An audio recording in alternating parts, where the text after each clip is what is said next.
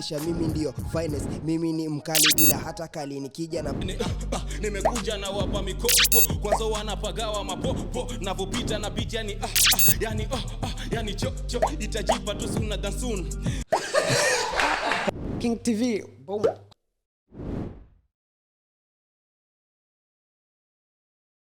Hey, what's up, guys? Welcome back to the Velah podcast. My name is Velah Munga, and you know, guys, how we do it in the studio. It's all about good vibes. And today in the show, we have a marketer who turned into an event planner. And also a dyslexia advocate in Mombasa.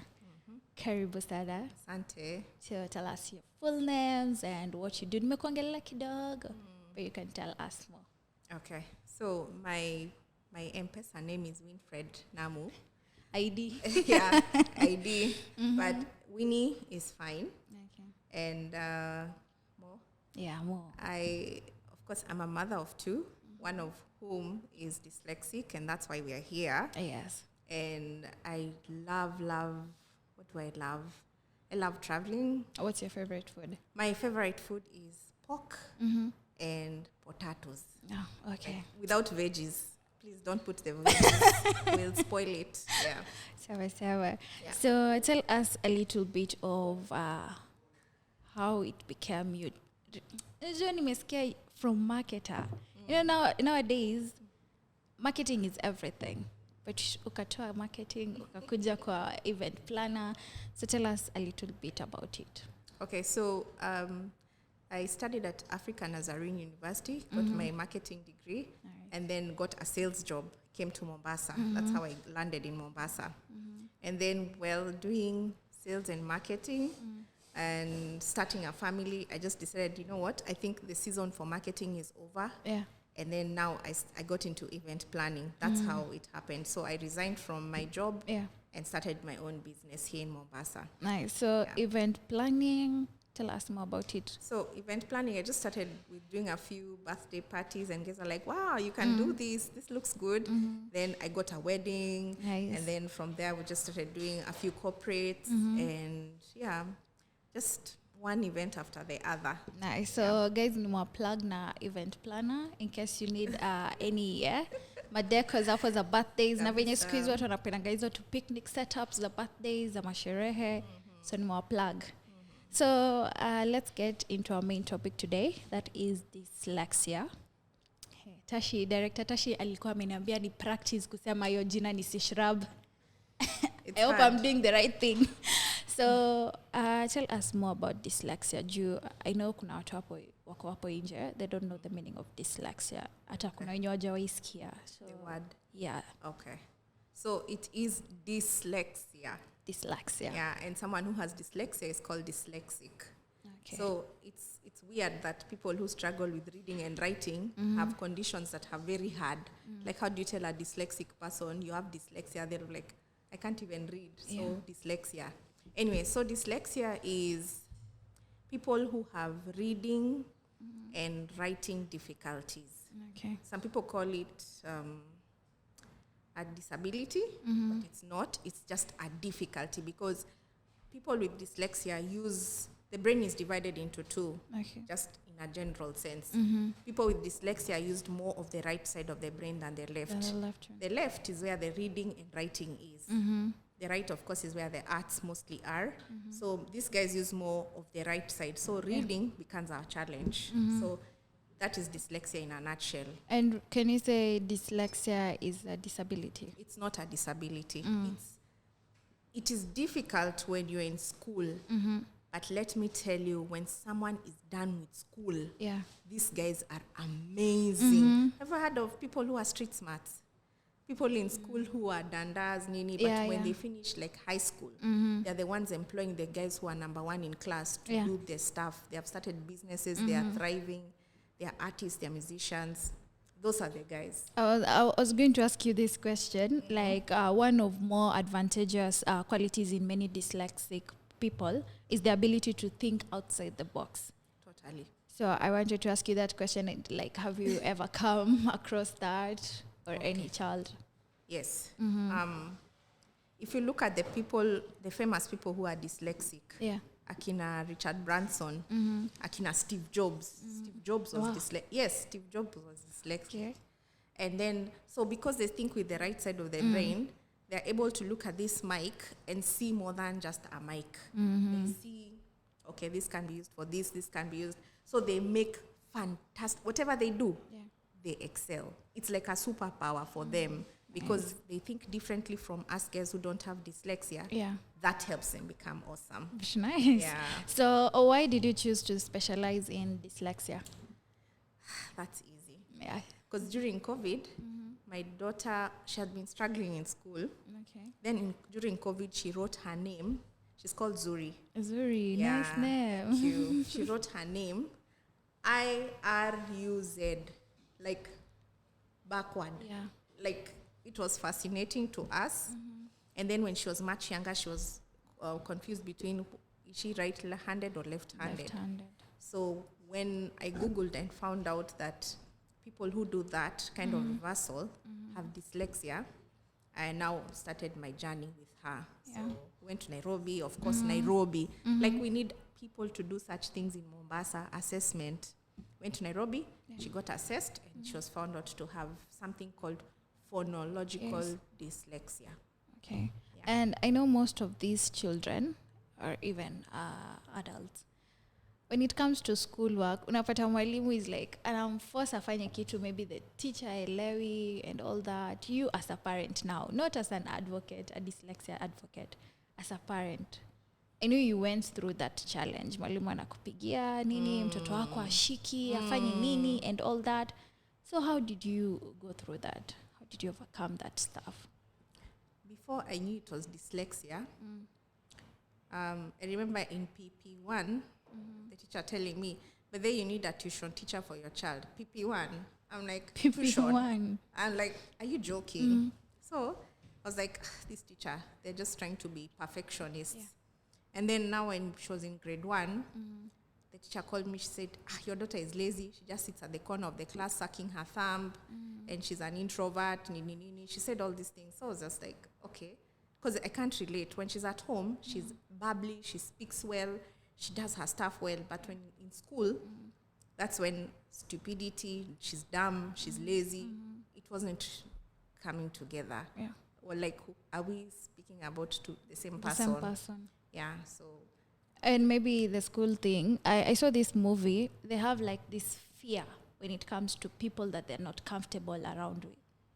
So I think it's the same thing. Yeah, so when they can't find out what's wrong with your child, they label your child slow. Or stupid. Yeah. But the teacher has not, but sometimes let's not blame the teacher, especially in Kenya. You have 34 students in a class. Yeah. How are you going to specialize on one's child? What about the rest? So we need to have smaller classes. We need to have more teachers in classes. We need to just be aware about such students. Full stop. Yeah. And is dyslexia an inherited thing? Yes, it's inherited. So we're still trying to figure out whether it's me or my husband who has dyslexia. But it's not me, so it's him. Sorry, Duncan. I love you. But so, because she's the first one to be assessed. When I told my family that my daughter has a problem, actually my dad at first was like, why is talking like that about my grandchild? No. So I had to go against even the family for her to get assessed, because they're like, why you? She's okay. Yeah. You know, when you're talking to her, she's okay. Fine. But then when you give her a book, that's where the drama starts. So anyway, after a while, that's when we are like, oh, she has dyslexia. Even auntie so-and-so, even cousin so-and-so. Then we start looking back. So we're still trying to see. I think inaweza kuwa si nyinyi wawili, maybe pia kuna I kuanga na hiyo inheritance ya let me tell you, I think it's my husband, because he has, let me tell you, it's a superpower. He's amazing. Like, he meets you today, he'll remember your name 50 years from now. He knows he's a pastor. He knows like 90% of the church members' names. Wow. Yes. So you tell me if Wow. So it's a superpower. Yeah, it It's a is. superpower. It is. Yeah. So, still on the dyslexia, can someone grow out of it? No. Because we all know there is no cure for it. It's not even something to be cured. When you have dyslexia, it is a great thing, let me tell you. That's the best thing one of the best things that can happen to you. It's because when you have dyslexia, you have a different way of thinking. So like now what you're doing, you might even find out you might have dyslexia and you don't know. These guys stand out in whatever they do. Soccer, TV, whatever they do, they stand out because they think differently. So it's not a thing you want to cure. It's something you want to develop. Yes. Okay. So you don't outgrow it. There are many adults out there with dyslexia. And right now, let me just say, HR people are being told you have to employ someone who is dyslexic, and it's okay for them to say that they have dyslexia. Why? Why? Because if you have someone who has dyslexia in a project, that person brings ideas that no one else would have thought about. Yeah. True. So how do you help people in the community identify signs of dyslexia? Okay. Number one sign is it's usually found out early, like grade 1, because there are reversals. Like you write B, it's D.